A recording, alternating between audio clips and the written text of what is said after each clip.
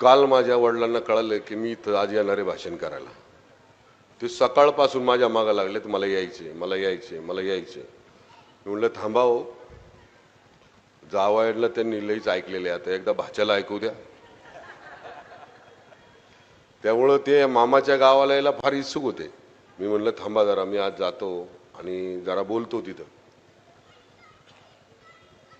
उपस्थित सगळे माझे असलेले सगळे स्वाभिमानी पिंपरी चिंचवडकर यांना आव्हान करायला इथं मी आलो. 2-4 दिवसापूर्वी बरेचशी लोक इथे येऊन, आवाज येतो ना माझा? आवाज शेवटपर्यंत येतो?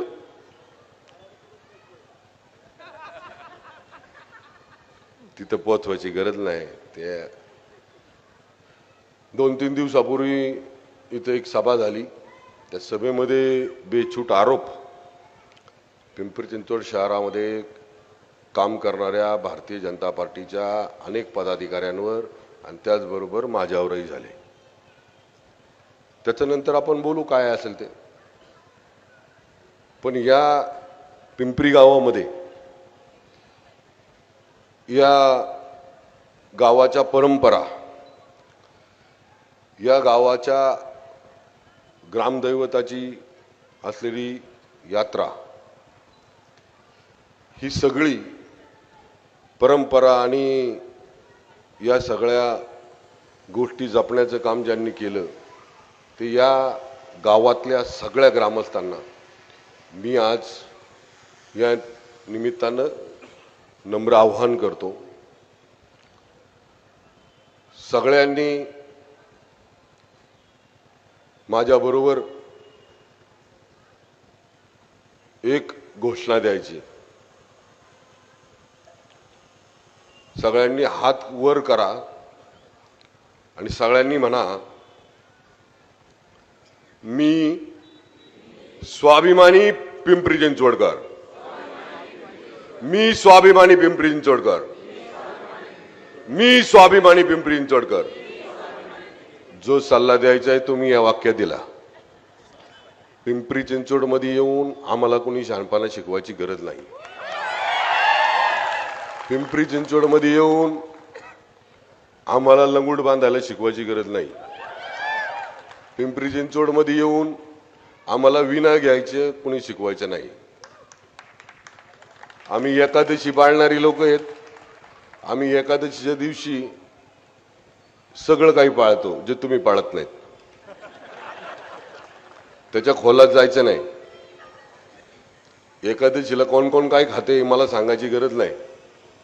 जे लोक इथे येऊन पिंपरी चिंचवड शहराबद्दल स्वतःचं प्रेम व्यक्त करतायत त्यांना मला सांगायचंय, या पिंपरी गावाचा इतिहास जरा मागं वळून पहा. ही पिंपरी चिंचवड महापालिका ज्यावेळेस स्थापन झाली, स्वर्गीय लोकनेते अण्णासाहेब मगर त्यांच्याबरोबर जी प्रमुख लोक होती त्यामध्ये या गावचा स्वाभिमान महापौर स्वर्गीय विकू वाघेरे पाटील हे सुद्धा होते.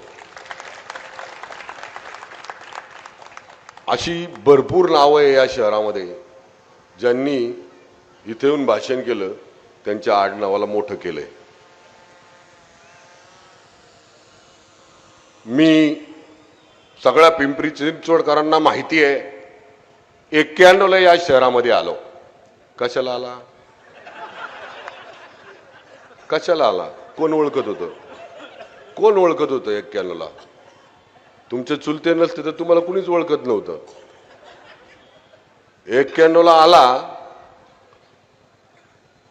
त्यावेळेस परिस्थिती काय होती? त्यावेळेचे फोटो आहेत, दाखवू का मी? दाखवू का? त्यावेळेस पासून आतापर्यंतची संपत्ती किती झाली विचारलं कधी पिंपरी चिंचवड मधल्या लोकांनी? विचारलं का?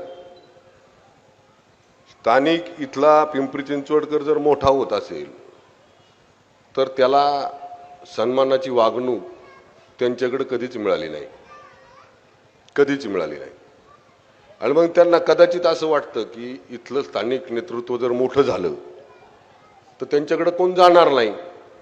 याचा अनुभव त्यांना 2017 पासून आला. पाटलांना मी पहिल्यापासून म्हणत होतो, तेव्हा आम्हाला पण म्हणत होतो, चला माझ्याबरोबर, चला माझ्याबरोबर, चला माझ्याबरोबर. पण ते एक नामदेव महाराजांचं मला वाटतं एक उदाहरण आहे. ते चंद्रबागेत आंघोळ करायचे, बाहेर आले की एक तिथं असाच माणूस बसला, तो सारखा त्यांच्यावर थुकायचा. ते परत जायचे, आंघोळ करून यायचे. असं 20-25 वेळा झालं. आणि मग त्यांनी त्या थुकणाऱ्या माणसांनी त्यांना विचारलं, महाराज मी एवढा वेळ थुकलो, तुम्हाला वाईट नाही वाटलं का? अरे म्हणले, तू माझ्यावर जेवढ्या वेळात थुकला तेवढ्या वेळा मला चंद्रभागेचं दर्शन करायला भेटलं.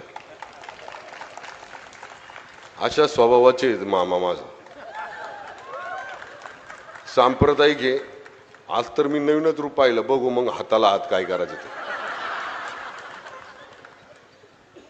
हाच जर 2014ला म्हणले असते मामा दोन्ही, तर आज अजून मोठ्या पदावर असते, अजून मोठ्यावर. पिंपरी चिंचवड महापालिकेची निर्मिती झाल्यानंतर पिंपरी हे नाव पहिलं आलं. पिंपरी हे नाव पहिलं आलं. मग या पिंपरीमधला एखादा व्यक्ती, एखादा इथला लोकप्रतिनिधी जर मोठा होत असेल, तर माझी या ग्रामस्थांना विनंती आहे, मी तुमच्यापेक्षा लहान आहे, मी तुमच्याकडं बघून बघून तुमचं अनुकरण करत करत इथपर्यंत आलोय. तर या पिंपरी गावातल्या सगळ्या ग्रामस्थांना विनंती आहे, मनातले राग द्वेष भू सगळे भांडणं तडणं विसरा आणि या व्यक्तीच्या मागे उभा राहा. मी भोसरीहून इथं आलो माझ्या म्हाताऱ्याने, मी तिकडनं इकडं आलो.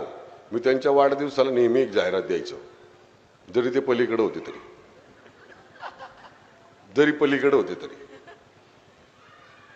हंबीराव सर, सेनापती हंबीराव मामांनंतर माझा मामा संजोग वगैरे मामा, हे द्यायचो मी. त्या माणसाने कधी म्हणजे त्या व्यक्तीने त्यांच्या स्वभावातनं अनेक लोक जोडली, तोडली नाहीत. अनेक लोक जवळ केली. म्हणजे मला तर अशा स्वभावाचा माणूस राजकारणात एवढ्या वर्ष टिकला, आणि ते पण यांच्या तिकडल्यांच्या हाताखाली, मला तर लय अवघड वाटतं, फार अवघड वाटतं बाबा.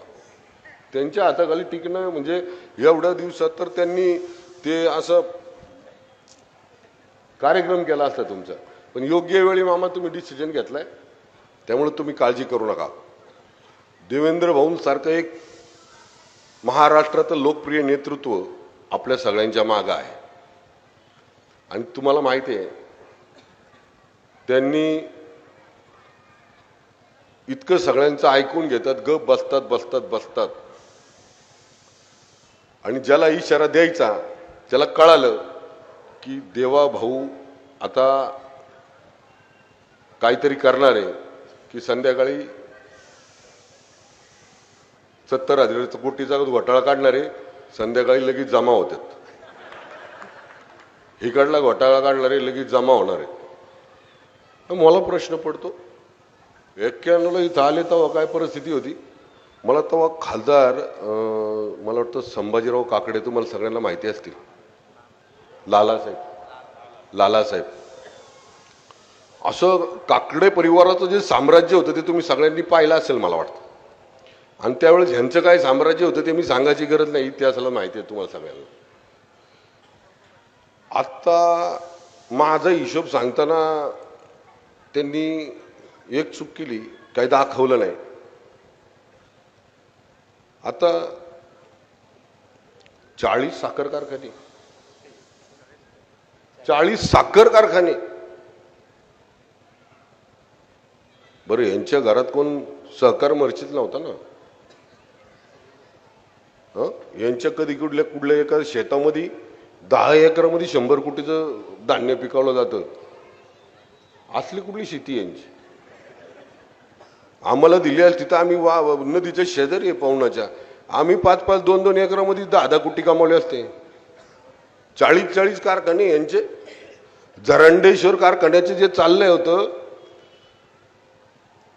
त्या कारखान्याच्या संदर्भात तिथले जे खातेदार आहेत त्यांना जाऊन विचारा, तो जरांडेश्वर कारखाना यांनी कसा घेतला, तो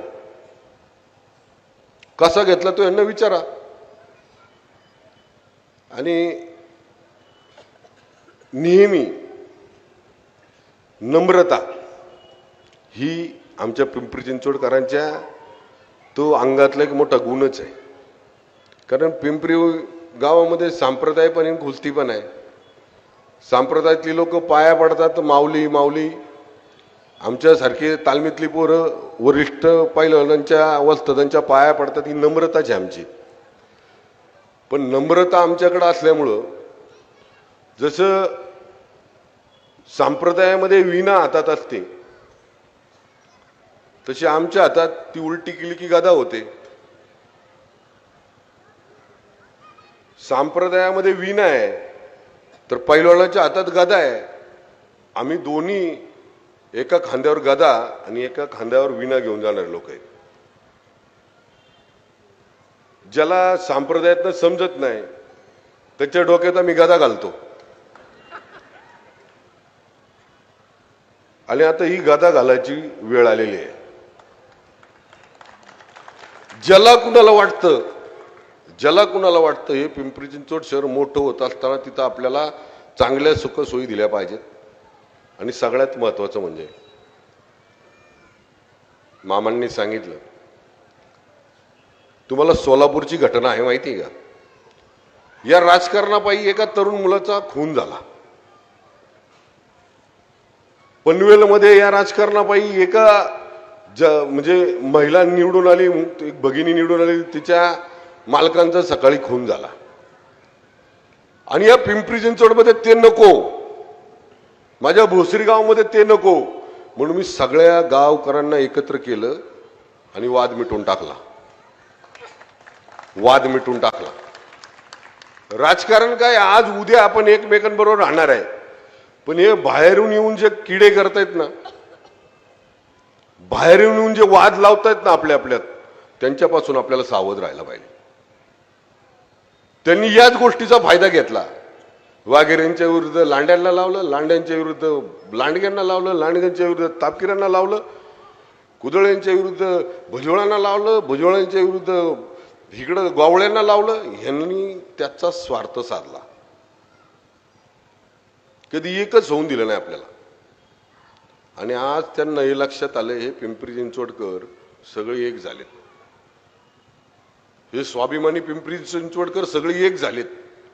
आणि एक झाल्यानंतर त्यांच्या लक्षात आलं की आता आपली काय डाळ इथं शिजत नाही.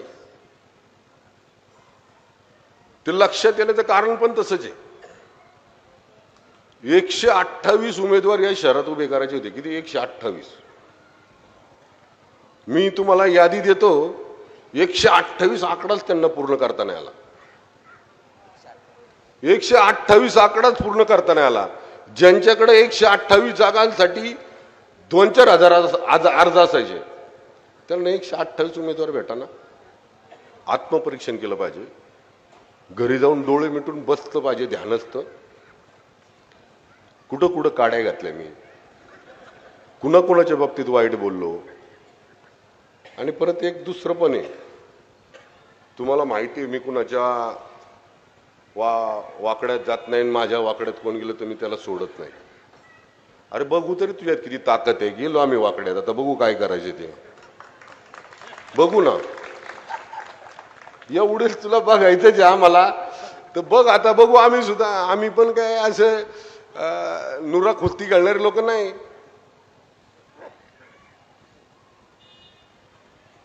अरे आम्हाला घरातून जेव्हा जन्म होतो तेव्हा पहिला लंगूट बांधला जातोय.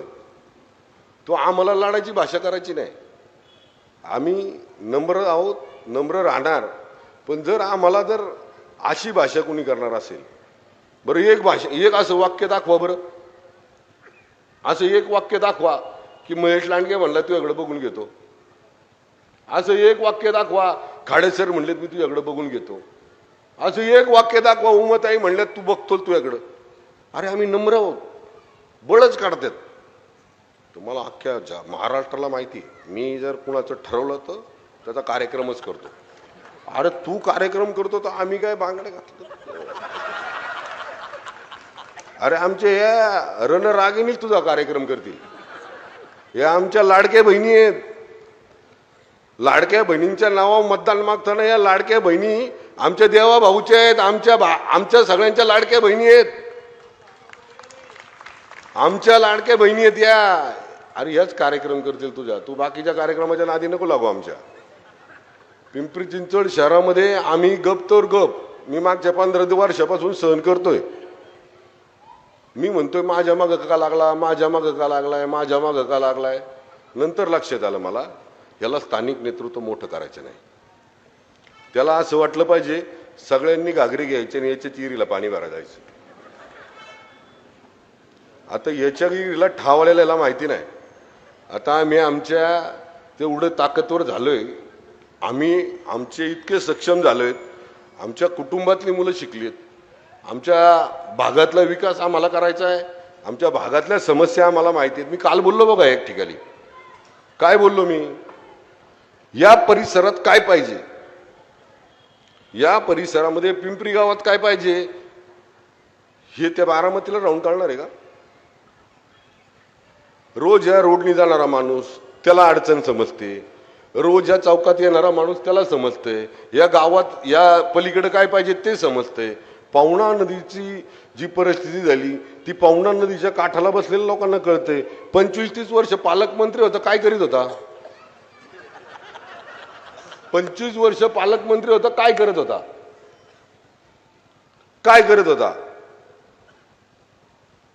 अरे पालकमंत्री असताना एवढा विश्वास या पिंपरी चिंचवडकरांनी तुमच्यावर दिला की तुम्ही, तुमच्याकडं एक हाती सत्ता दिली, एक हाती. इतका विश्वास होता, डोळे झाकून, पण काहीच करता नाही आलं, काहीच करता नाही आलं. आणि येऊन जाऊन फक्त आहे ना, त्याला या पिंपरी चिंचवड शहरामध्ये महेश लांडगेल दिसतो, दिसत पण असेल. काय सांगावं त्याला समजणं अवघड आहे मला. मी नेहमी आहे ना म्हणायचो, जाऊ दे कुठं आपण एवढ्या मोठ्या नेत्यावर बोलायचं, जाऊ दे कुठं आपण एवढ्या नेत्यावर बोलायचं, जाऊ दे एवढं कुठे आता नेत्यावर बोलायचं. पण तो स्वाभिमानावाला पिंपरी चिंचवडकरांच्या, पिंपरी चिंचवडकरांच्या स्वाभिमानावाला. एक तर माणसं तिकीट मागायला जात नाही, कुठलं पद मागायला जात नाही, साधं प्रभागाचं सदस्य कर म्हणायला जात नाही. 30 वर्ष माझ्या घराच्या बाहेर पिंपरी चिंचवडकर उभे होते, आज कुणीच दिसत नाही. म्हणून चला तिकीट घेऊन इकडेच वाटाय आले. बाबा मामा तिकीट घेऊन इकडे आले वाटाय ते. अरे घ्या माझं तिकीट घ्या, माझा फॉर्म घ्या, माझा एबी फॉर्म घ्या, माझा एबी. ही वेळ का आली याचं आत्मपरीक्षण करणार का नाही तुम्ही कधी? आयुष्यभर लोकांना या पिंपरी चिंचवड मधल्या प्रत्येक स्थानिक पुढाऱ्याला, प्रत्येक इथं असलेल्या लोकप्रतिनिधीला त्यांनी कायम आपल्या चप्पलपाशी ठेवण्याचं काम केलं, पायाजवळ ठेवायचं काम केलं. का? आमच्या इथल्या नेत्यांमध्ये ती कुवत नाही, आमच्या इथल्या लोकप्रतिनिधींमध्ये ती ताकद नाही, ती क्षमता नाही ते काम करायची, अजिबात नाही. हे पिंपरी चिंचवड शहर उभं राहत असताना आमच्या भूमिपुत्रांच्या जमिनी गेल्या, त्याच्याबद्दल कधी बोलला का? आता सांगितलं ना, पिंपरीची भुसरीची काय अवस्था केली. एकीकडे रेड झोन, एकीकडे सिमी, एकीकडे प्राधिकरण, एकीकडे MIDC, आणि मध्ये दिले तळ आम्हाला. मैतीच्या दिवशी जाऊन, दहाव्याच्या दिवशी जाऊन त्यात आंघोळ करायची नाही, यायचं ते सुशोभित करून दिले आम्हाला. इथं आलेला नागरिक त्याला सुद्धा सुविधा मिळाल्या पाहिजे. प्राधिकरण घेतलं आमचं प्राधिकरण, प्राधिकरणामध्ये कशासाठी घेतलं होतं सर? प्राधिकरण कशासाठी घेतलं होतं? हा, काय केलं तिथं? 1972 ला आपल्या निगडी, रावेत, चिंचवड, आमची भोसरी, मुशी, 1972 ला एक टप्पा झाला आणि दुसरा 1986 ला झाला. 72 ते 86 ची लोक 52 वर्ष भांडत होती. किती? 52 वर्ष भांडत होती. 52 वर्ष भांडत होती. देवेंद्र भाऊ मुख्यमंत्री झाले आणि त्यांना 12.5% आपल्या भूमिपुत्रांना मिळाला. 30 वर्ष का यांना कोणी हात बांधून ठेवले होते का? करू नका म्हणून कोणी हात बांधले होते का यांचे? यांना आता कत्तलखाना दिसायला लागलाय. रोज संध्याकाळी त्यांच्या संग बसतात, त्यांच्या डालच्या खात्यात, आणि आम्हाला म्हणतात कत्तलखाना आनंदीच्या ह्याच्यात कसा काय? अरे जसं तू कत्तलखान्याचा विचार केला, त्या कत्तलखाना तर आम्ही आमच्या श्वासास्वात आहे तो होऊनच दिला नसता, तो आमच्या मुख्यमंत्र्यांनी कॅन्सल पण केला. हे जसं तुला वाटतं ना, ज्यांना घेऊन संध्याकाळचा बसतो, बाकी काही करा, माझ्या पक्षाला मदत करा, बाकी काही करा, मला काय घेणं देणं नाही, मी सगळ्या धर्मांना बरोबर घेऊन जातो, सगळ्या धर्मांना बरोबर घेऊन जातो. कुदळवाडीची कारवाई केली, लोकांवर अन्याय केला, कुदळवाडीची कारवाई केली, लोकांवर अन्याय केला, स्थानिक लोकांचं नुकसान झालं ते तर मी मान्य केलं ना. पण तिथं राहत होते त्या आतंकवाद्यांचा तर तू मदत करा, तू ज्यांच्यासाठी जर हे करत असेल तर मी कसं मान्य करणार? आणि हा, जसं कुदळवाडीसाठी भांडत होता, कुदळवाडी, तसं पिंपरी गावातल्या लोकांसाठी भांडला असता तर थोडंसं डेअरी पंप पडायला गेलं असतं, थोडंसं पिंपरी कॅम्प पडायला गेलं असतं. पिंपरी गावकरांना कमीत कमी डेव्हलप व्हायला जागा तर मिळाल्या असत्या. पिंपरी गावकर हे जे आमची पुढची पिढी, यांच्या पुढची पिढी, आमच्या पुढची पिढी, तुमच्या मागं गेलं तर जोड्याने आणीन आम्हाला. अरे तुमचं तर तुमचं वाटोळ केलं, तर आमचं पण वाटोळ करायला निघालं याच्या मागं जाऊन. ज्या वेळेस हे सगळं होत होतं, रेड झोन होत होता, या सगळ्या जागा होत्या, त्यावेळेस कोण होतं? तुम्ही पण बारके असाल. अरे माझं तर काय मला कळतच नव्हतं. आता या सगळ्या घटना क्रमवारीत सांगतो मी. याच्या मागचं कारण काय की तेव्हापासून तर 2014 पर्यंत कोण सत्तेत होतं? कोण सत्तेत होतं?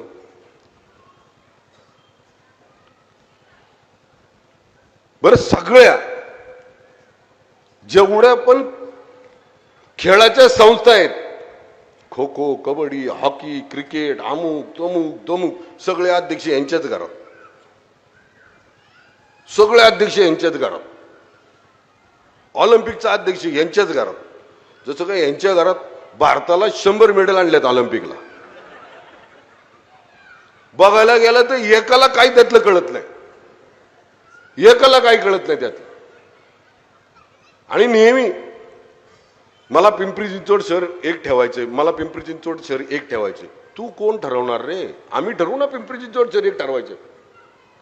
आणि एकच आहे, वेगळं काय? पिंपरी चिंचवड शहरातला प्रत्येक नागरिक, भूमिपुत्र, आम्ही सगळे गुन्ह्या गोविंदाने राहतोय ना. सारखे येऊन सांगायची काय गरज आहे? मला एक ठेवायचे, मला एक ठेवायचे, मला एक ठेवायचे. मग तर तुझ्यामध्ये खोट दिसते आम्हाला. तुला खंडीच्या वर्णात करायची मला वाटतं, मीठ टाकायचे त्याला, मला असं वाटतं. या गोष्टी आता पिंपरी चिंचवडकडे या असल्या गोष्टींना बिलकुल बळी पडणार नाहीत, बिलकुल बळी पडणार नाहीत. आता घरकुलमध्ये मीटिंग आहे साबा त्यांची, घरकुलमध्ये माझ्या इथं चिखलीला जे घरकुल झालं 2009ला, लय गाजा वाजा करून ते घरकुल बांधलं ना, अजून तयार नाही झालं. आज बघा, बाबा कांबळेंना सगळं माहिती, ते चळवळीतला कार्यकर्ता आहे. 13,000 घर देणार होते 2009ला, आता 6,700 घरं दिलेत. तेव्हापासून आतापर्यंत असं समजतं आपल्याला, समजा या वरचा मधला आहे तर तो लिकेज होऊ शकतो, कारण ते वरती आहे ना, वरचा मधला आहे तो लिकेज होऊ शकतो. पण 4ही मधले लिकेज होतात. हे असलं कसलं काम आहे? ठीक आहे, पाणी लय पडलं तर वरचा मधला होईल, त्याच्या खालचा होईल, फार ह्याच्यात पाणी येते, ते गळत 4ही मधले घेऊन पार्किंग मध्ये पाणी येते. आज जा तिथं, तुम्हाला कळेल लोक काय म्हणतात ते. उसनं आहे ना, उसनं अवसान आणलेलं आहे त्यांनी. मी म्हणजे पिंपरी चिंचवडकर. आता वाघेरे पाटील त्यांना आवडणार नाहीत, पिंपरीकर त्यांना आवडणार नाहीत. जेव्हा पोराला खासदार करायचं होतं तेव्हा संजोग चला, संजोग भाऊ निघाले गाडी घेऊन 2 व्हीलरवर, माग बसलाय लेख त्यांचा, आणि निवडून दे ह्याला. म्हणजे जसे 91 पासून तू आतापर्यंत आमचं वाटोळ केलं तसं ह्याच्याकडून वाटोळ करून घ्यायचं का आम्ही? तिकडं वतनाची जमीन लुटली, तिकडं धरंडेश्वर कारखाना लुटला. 70,000 कोटीचं जेव्हा मोदी साहेब बोलले 70,000 कोटीचा घोटाळा 100% सजा होणार, संध्याकाळी तर भाजपमध्ये, संध्याकाळी तर भाजपमध्ये. अरे मी घाबरलो नाही, तुला नाही घाबरलो. 2014ला तुझ्या विरोधात लढलो, पक्षाच्या अपक्ष निवडून आलो. गुंड कोण आहे? कोण गुंड आहे? या शहराला सांगायची गरज नाही. गुंड जोपासले कुणी, वाढवले कुणी, मोठे केले कुणी? अरे दुबईला पळून गेले गुंड तुमच्यामुळं. त्यांना ताकद दिली. ते दाऊद तिकडे गेला दुबईला आणि तिकडून बॉम्ब हल्ले करतोय. कुणामुळं पळून गेला काय? आता जुन्या लोकांनी आम्हाला काय सांगितलं नाही का? आम्हाला लागले सांगायला गुंडगिरी गुंडगिरी गुंडगिरी. अरे तुमच्या गुंडगिरीमुळे ज्या शहराची वाताहत झाली. 2014ला जेव्हा सरकार आलं तेव्हापासून आतापर्यंत दूरदृष्टी ठेवून काम करतोय आम्ही. आम्ही जी पीएमओची घरं बांधलीत तिथं जा आणि आज जिथं घरकुलमध्ये मिटिंग आहे तिथं जा, तुम्हाला फरक कळेल. खालचा मधला पाण्यात जातो. 2009ला तुम्ही बांधले ना घर, ते खालचा मधला अजून पाण्यात जातो. ते बिचारे अजून सुद्धा वाट पाहत आहेत आम्हाला कधी न्याय मिळेल. त्याच्याकडे लक्ष नाही. फक्त येऊन जाऊन इथले जे जिव्हाळ्याचे विषय आहेत ते टाळायचे, कारण त्यांच्याकडनं झाले नाहीत, त्यांच्याकडनं ते पूर्ण झाले नाहीत. हे टाळायचे. मग ते टाळायसाठी काय करायचं? महेश लांडगे मी मोठा केला, मी अमुक केलं, मी तमुक केलं, मी त्याला स्टँडिंगचा चेअरमन केला, सांगत होतो मी ह्याला पाडला. शेवटी त्यांनी गेला, त्यांनी 3 महिन्यात काय केलं ते. अरे तू तुझ्या चुलत्यांचं नाही राहिला बाळा. ज्या चुलत्यांमुळं 91 मध्ये ही सगळी लोक तुला ओळखायला लागली तुम्हाला. आणि माझ्यावर बोलताना मी 100 वेळा सांगितलं की तुम्ही माझ्या विरुद्ध नका बोलू. तुम्ही महायुतीतले मोठे नेते आहात, तुम्ही नका बोलू. पण त्यांचं काय तोंड आवरत नाही. आणि किती जरी असलं तरी उधाळलेलं जनावर काबूतानाची ताकद आमच्या गाववाल्यांमध्ये आहे. आम्ही घाटात फिरणारी माणसे. किती पण गरम बैल असला तरी कसा झोपायचं आम्हाला चांगलं कळतं. आम्ही जर एकदा छाती लावली ना, किती गरम असला तर 4 पाय सुद्धा हलवून देणार नाही. एवढे आम्ही तयारीतली लोक आहोत. उंटावून शेळ्या नाही ऐकत आम्ही. त्याकरता आता इथून पुढं अशाच प्रकारे तुम्ही माझ्यावर आरोप केले की मी आता इथून मागचे सगळेच काढणार. नितीन लांडगेंच्या संदर्भात बोलले, नितीन लांडगेंच्या संदर्भात बोलले. कधी काळी त्यांच्या वडिलांनी तुम्हाला हात दिला हो, बोट दिलाय. त्यांना बदनाम करायचं षडयंत्र कोणी केलं? आमच्या ऍडव्होकेट नितीन लांडगेंना बदनाम करायचं षडयंत्र कोणी केलं? आणि ते म्हणतात ना रंग, म्हणजे ते घेताना पकडलं. अहो घेताना एक शिपाई पकडला होता. आपला नितीन शेट कुठेतरी बसला होता. ते शिपायाला पकडलं. ते शिपायाचं स्टेटमेंट आहे की हे मला त्या 16 लोकांना द्यायला लागतात. आता त्या 16 लोकांमध्ये राष्ट्रवादीचे होते, सगळे होते. आणि फक्त आमच्या बिचाऱ्या नितीन लांडगेला त्यांनी त्यात आरोपी केलं. काही नसताना कधी काळी त्या आमच्या लांडगे साहेबांनी तुम्हाला मदत केली नाही का? तुमच्या चुलत्यांना मदत केली नाही का?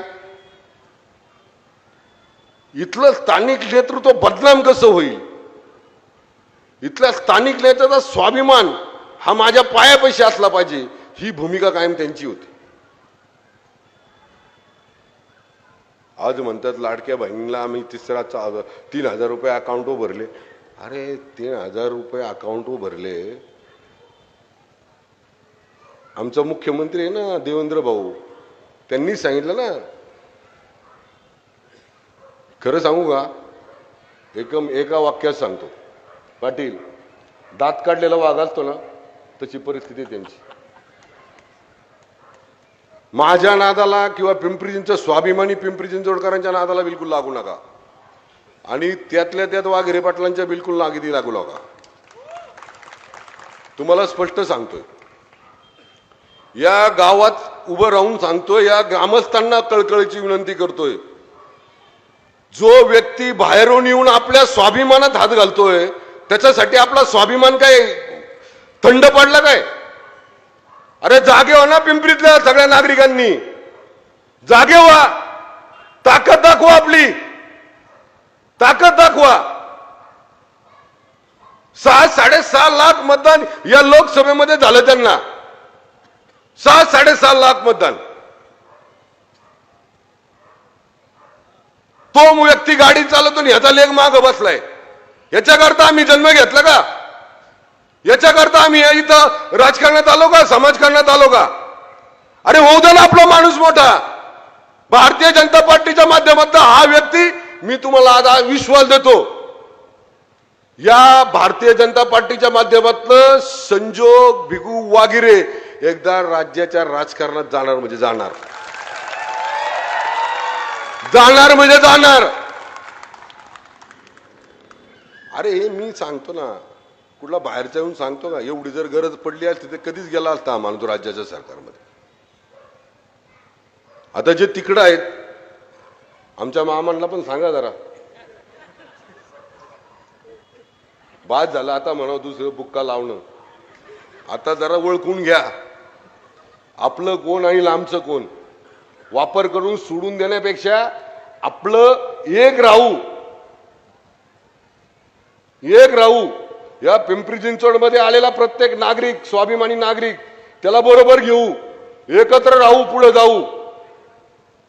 मग त्याच्यामध्ये कष्टकरी कामगार असू द्या, उद्योगपती असू द्या, स्थानिक भूमिपुत्र असू द्या, इतर राहायला आलेला माणूस असू द्या, प्रत्येक घटकाला, या पिंपरी चिंचवड मध्ये आलेल्या प्रत्येक घटकाला असं वाटलं पाहिजे की हा, या पिंपरी चिंचवडमध्ये असे प्रतिनिधी आहेत की ते इथल्या लोकांमध्ये राहून इथल्या लोकांसाठी चांगले निर्णय घेऊ शकतात, त्यांना मोठं करू शकतात, त्यांना विकासाच्या मार्गाने घेऊन जाऊन सगळ्यांना पुढे घेऊन जाऊ शकतात. हे कळू द्या ना त्यांना. बऱ्याच ठिकाणी कळालेले, पिंपरी गावात कधी कळणार म्हणून आलो मी. बऱ्याच ठिकाणी आमच्या भोसरीत कळाले, आमच्या भोसरीत कळाले. आमच्या भोसरीतली लोक जी तिकडं आहेत, जे माझ्यावर आरोप करतायत, म्हणजे त्यांच्याबरोबर राहून त्यांना पण माझी सांगणे विनंती आहे, बाळांनो, ज्या दिवशी तुम्ही उपयोगी नाही राहणार त्या दिवशी तुम्ही त्यांच्या जवळपास पण नसला.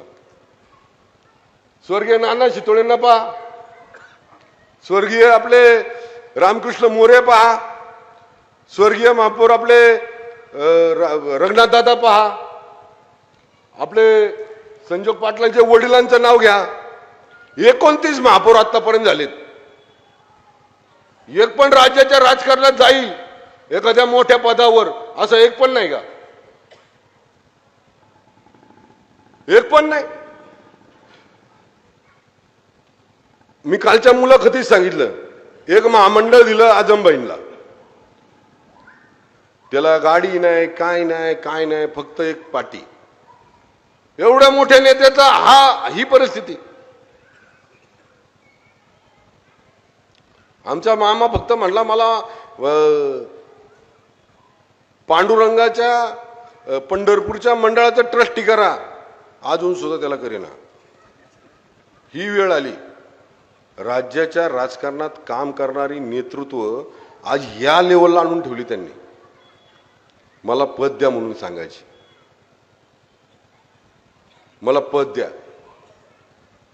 अरे हे काय चाललंय आपलं? अरे आपण स्वतः स्वाभिमानी आहोत ना, आपल्याकडे ताकद आहे ना, आपण सगळे एकत्र आहोत ना. मी तर मागं पण सल्ला दिलेला आहे, पिंपरी चिंचवड शहराची वाढती लोकसंख्या घेऊन तुम्ही आम्हाला सांगा, हे करणं गरजेचं आहे. राज्य सरकारच्या माध्यमातून आम्ही तिथं बोलू ना, सगळे एकत्र येऊ.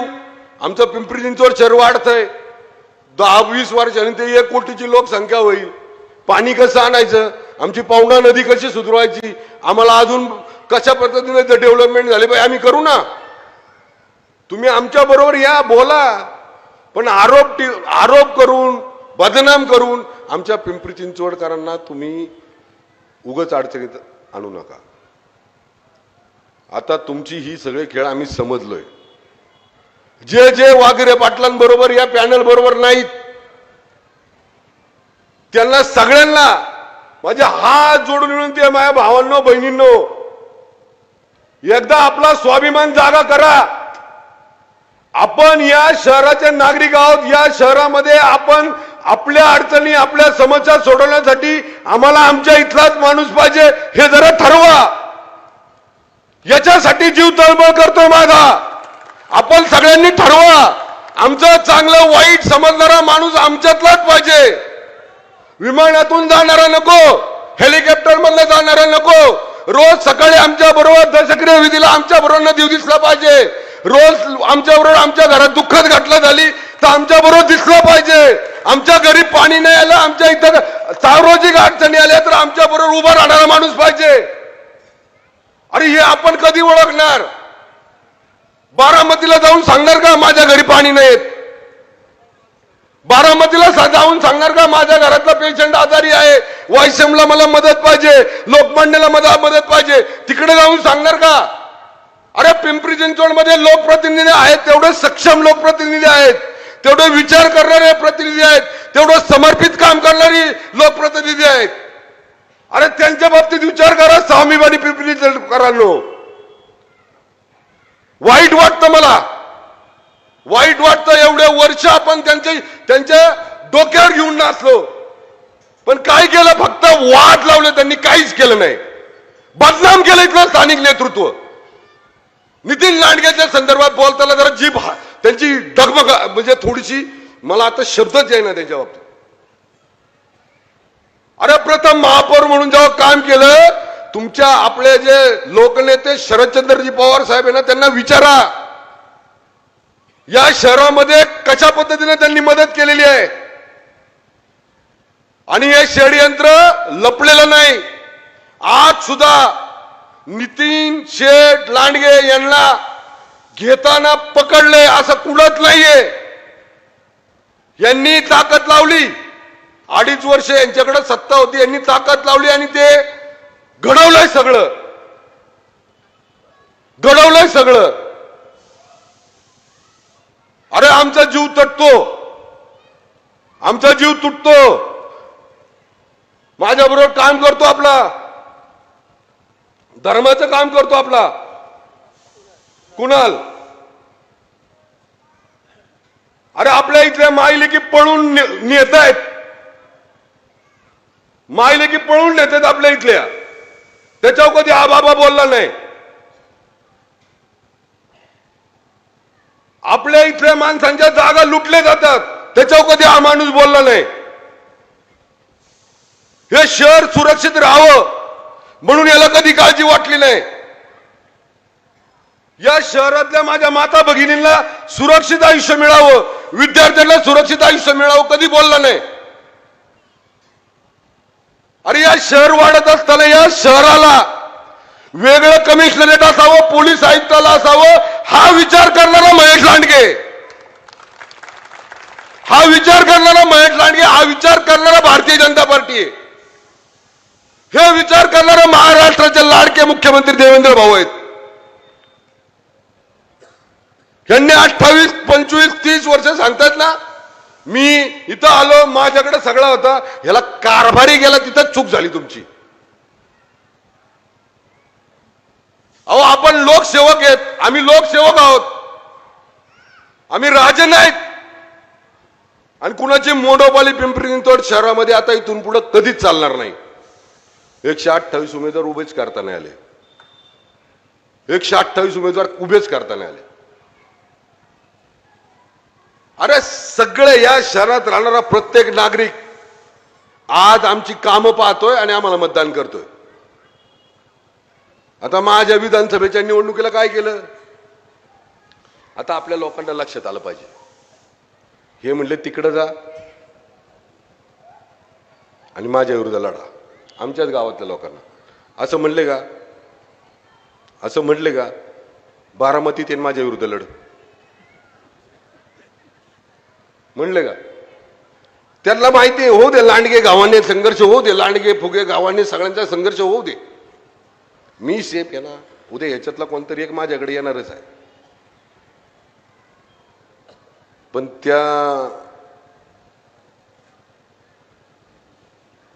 त्यांच्या अजून सुद्धा लक्षात आलं नाही. पैलवानाला बुद्धिमान म्हणतात, त्यांच्या अजून सुद्धा लक्षात नाही आलं. आणि त्यामुळं मला असं वाटतं की आता ही निवडणूक आपल्या स्वाभिमानाची आहे, आपल्या अस्तित्वाची निवडणूक आहे. आपलं चांगलं वाईट आपण करू शकतो, आपण त्यातनं मार्ग काढू शकतो, आपल्या चांगल्या वाईट ह्याच्यात आपण मार्ग काढू शकतो, हे आपण या निवडणुकीमध्ये दाखवू शकतो. इथं कुणीही एकमेकांबद्दल बिलकुल धरू नका. जे पण तिकडे गेलेत त्यांना पण माझी हीच विनंती आहे, लवकर सावध व्हा. ज्या दिवशी त्यांच्या आयुष्यातलं तुमचं महत्व कमी होईल त्यावेळेस या पिंपरी गावातले स्थानिक लोकच तुम्हाला मदत करतील. तुमच्या सुखदुःखामध्ये इथलीच लोक मदत करतील. आपले वाद इथंच राहू द्या ना, मतभेद असू शकतात, मतभेद असू शकतात. आता माझ्याकडे भोसरीत मतभेद नव्हते का? केले सगळे ऍडजस्ट, मी केले का नाही? सगळ्यांना बसवलं. पण सत्ता माझ्याकडेच पाहिजे असं मी कधीच म्हणत नाही. मला एकच माझ्या मनात होतं की हे पिंपरी चिंचवड शहर इतकं गुन्ह्या गोविंदाने असलं पाहिजे.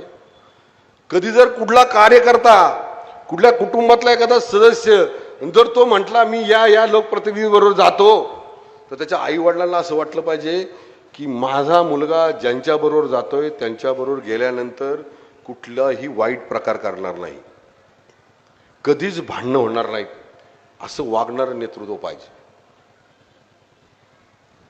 अनेक लोकांचा वापर करून सोडून दिलेलं आहे.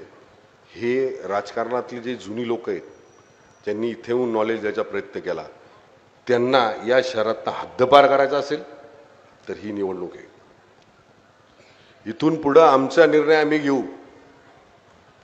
गरज वाटली तर तिथं महायुतीचे नेते म्हणून मी सभागृहामध्ये प्रश्न मांडीन, पिंपरीचा, चिंचवडचा, या परिसरातल्या सगळ्या राहणाऱ्या लोकांचा, विद्यार्थ्यांचा, माता माऊलींचा, माझ्या सगळ्या वरिष्ठ ज्येष्ठ मार्गदर्शकांचा मी तिथं प्रश्न मांडन. तुम्ही त्याला साधक बाधक उत्तर द्या आणि मदत करा. पण तिथं पण ती वेळ महेश लांडगे यायची नाही, कारण माझा देवा भाऊ माझ्या मागे सक्षम आहे. भारतीय जनता पार्टीचं नेतृत्व माझ्या मागे सक्षम आहे. उमाताईंना विचारा, हाडे सरांना विचारा, माझ्या मागे सक्षम आहे. त्यांनी मला असं कधीच सांगितलं नाही ह्या गावात जाऊन ह्याच्यात भांडणं लाव, या समाजात जाऊन ह्याच्यात भांडणं लाव, कधीच सांगितलं नाही, कधीच सांगितलं नाही. आणि त्यामुळं या माझ्या इथे येण्याच्या मागचा उद्देश एवढाच आहे. मी काही लय मोठा वक्ता आहे आणि मी कुठंतरी मला नेत्यात भाषण करायला असलं काय नाही. मी माझी जी तळमळ आहे ती पिंपरीकरांना सांगायला आलोय, ती पिंपरीकरांना सांगायला आलोय.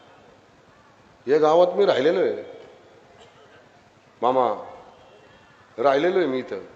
नावानी पलीकडे आत्याकडे गेलोय राटणीमध्ये, नावाच्याकडं त्या नदीच्या कडेलाच मामा होता, वडिलांचे मामा राहायचे. त्यामुळे मला इथलं सगळं बरंच काही माहिती आहे. मला वाटतं की आपण एक राहिलं पाहिजे, स्वाभिमानी पिंपरी चिंचवडकर म्हणून या शहरात राहणारा प्रत्येक नागरिक.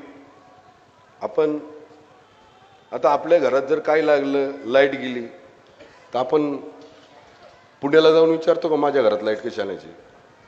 आपल्या कुटुंबातल्याच माणसाला विचारतो ना. मग आपल्या कुटुंबातला माणूस मोठं करायची जबाबदारी कुणाची आहे? सांगा मला. हात वर करून आपल्या कुटुंबातल्या माणसाची सगळ्यांनी मला 2 हात वर करून सांगा. या पिंपरीच्या या प्रभागामध्ये आमचे 4 उमेदवार इथले, जरी पंजाबी असले तरी पिंपरीत राहणार आहेत, निकाळजे असले तरी पिंपरीत राहणार आहेत, आणि आमचे डाकणे राहणार आहेत ते पण इथलेच आहेत. त्यामुळे या सगळ्यांना निवडून आणण्याची जबाबदारी आज तुम्ही स्वीकारणार का? जोरात आवाज द्या की. अरे तिकडे गेला पाहिजे आवाज, तिकडे गेला पाहिजे आवाज, नाही का असला आवाज आहे राव. मी इथून वरडलो त्याच्या कानटळे बसले पाहिजेत. तुम्ही सगळे जबाबदारी घेणार का? हा पॅनल निवडून आणणार का? आपापसातले मतभेद विसरणार का?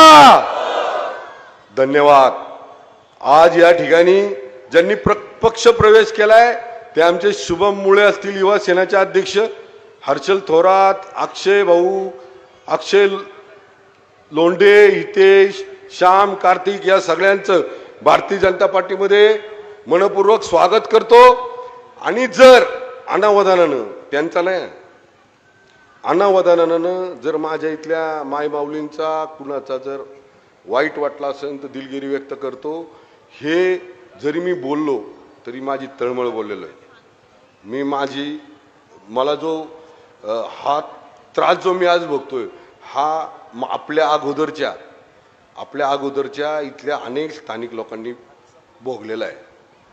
आणि तोच जर इथून पुढल्या पिढीला आपल्याला द्यायचा नसेल तर ही माझी विनंती मान्य करा, एवढंच या निमित्तानं सांगतो. आणि ज्यांनी माघार घेतलं, आमचं सचिन सौदाई, कुणाल तर धर्मासाठी काम करणारा माणूस आहे. कुणालसाठी राजकारण नाही, कुणालसाठी. अमर कापसे, अमर भाऊ तू नाव तर काल त्यांनी तिकडे घेतलं होतं.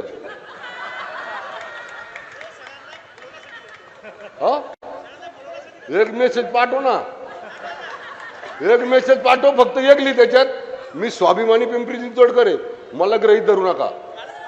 काय पाठवायचं? मी स्वाभिमानी पिंपरी चिंचवडकर आहे, मला गृहीत धरू नका. आमचं बरं वाईट आम्ही आमचं बघू, तुम्ही तिकडे बघा, असा एक मेसेज टाकून दे. आणि तो मेसेज टाकला की मीडियाला पण सोड, म्हणजे तो अख्ख्या महाराष्ट्रात जाईन आम्ही स्वाभिमानी किती आहोत याचा मेसेज जाईल. अमर तुझं पण स्वागत, सगळ्यांचं स्वागत. ज्योतिकाताई कुठे घेतलं? मलकण नाही झाल्या, विशाल वागिरे, सगळ्यांचं, वाळुंजकर परिवार, तुमचं सगळ्यांचं मनापासून धन्यवाद. आणि अशीच साथ, असंच प्रेम, असाच आशीर्वाद सदैव आमच्या सर्वांच्या पाठीशी राहावं ही भैरवनाथ महाराजांच्या चरणी प्रार्थना करतो. या ठिकाणी थांबतो. जय हिंद, जय महाराष्ट्र, जय श्रीराम. मनापासून धन्यवाद दादा. आणि आता आपलं सर्वांचा आभार व्यक्त करतील सामाजिक कार्यकर्ते सुरेश भाऊ निकाळजे यांना विनंती राहील सर्वांचा आभार व्यक्त करावं.